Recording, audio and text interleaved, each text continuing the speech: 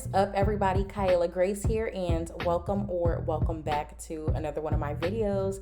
So I'm about to put y'all on to a super simple fire roast that I came across on Facebook. Well, actually my brother found it on Facebook and sent it to me. But anyways, I am not the original creator of this recipe, and I'm not trying to claim it or nothing like that. I just think it's super good. I'll actually put the recipe on the screen that I found.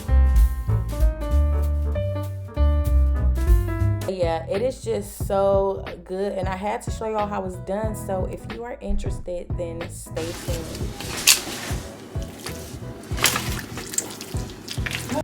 So here is a quick list of all the ingredients I used. FYI, keep in mind, the more your chuck roast weighs, the more seasoning you will need.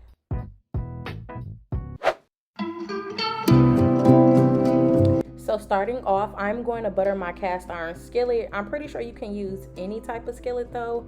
Then I'm going to throw that chuck roast in and brown it on each side. Y'all, this chuck roast was like 3.5 pounds, so flipping it was a little hard. Don't be afraid to use whatever you gotta use to make sure that it gets flipped.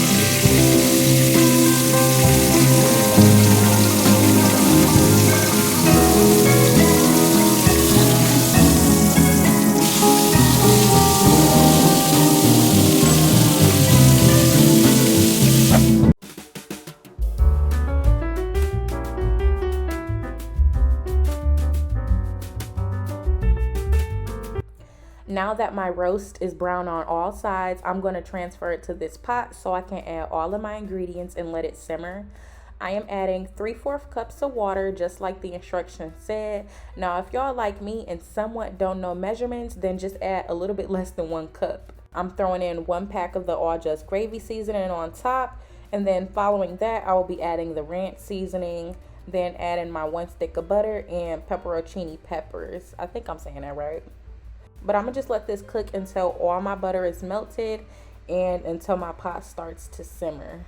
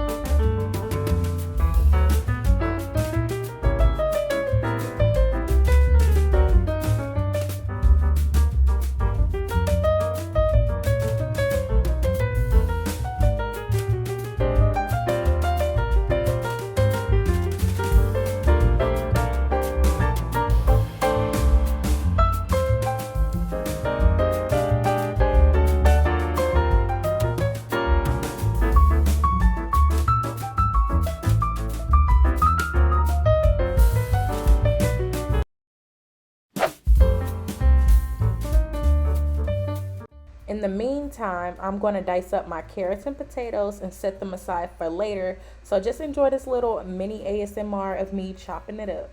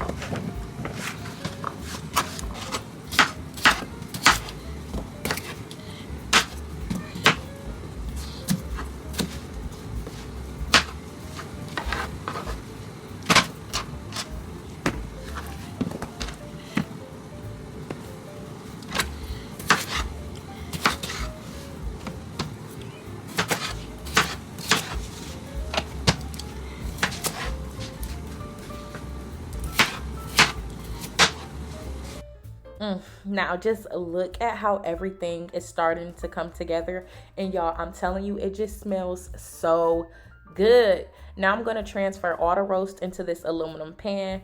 Make sure y'all getting all the juice, because that is the best part. I got my pans from the Dollar Tree. If you do decide to get a pan like this, then just make sure you double or triple up on them just for some extra protection.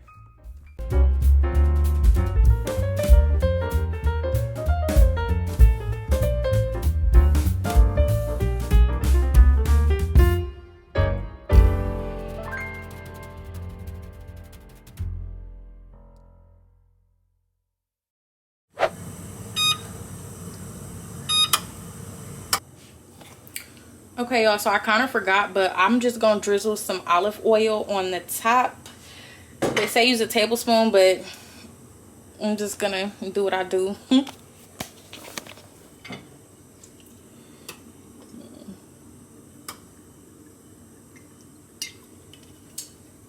Not much, that's it.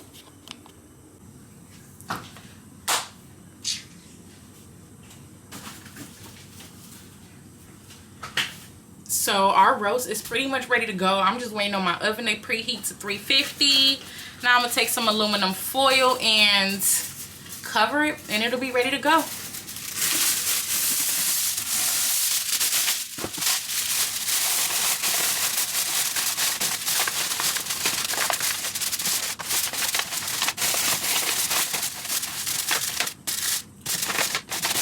Set a 2 hour and 15-minute timer. 2 hours and 15 minutes. Counting down.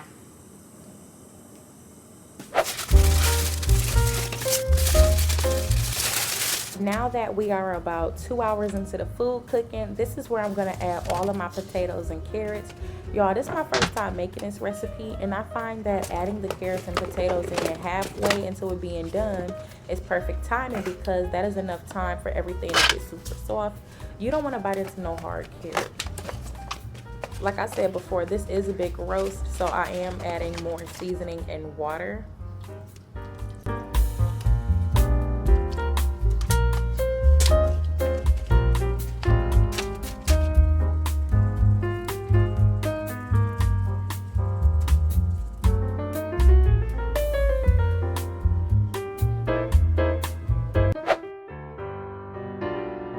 After the last 2 hours of cooking, this is what we are left with when you take it out of the oven. Y'all, this tastes so much better than it looks. I'm telling you, just look at how that meat is shredding apart so easily. If your fork can glide right through the potatoes and the carrots, then that is how you know it is done. In all, this took a total of 4 hours to bake. If you are somebody who don't know how to cook, then this recipe will for sure make it seem like you know how. Guys, super easy recipe, and the meal definitely stretches. Again, this is not my recipe, but shout out to whoever's it is. I hope you enjoyed this video, and I will see y'all in my next one.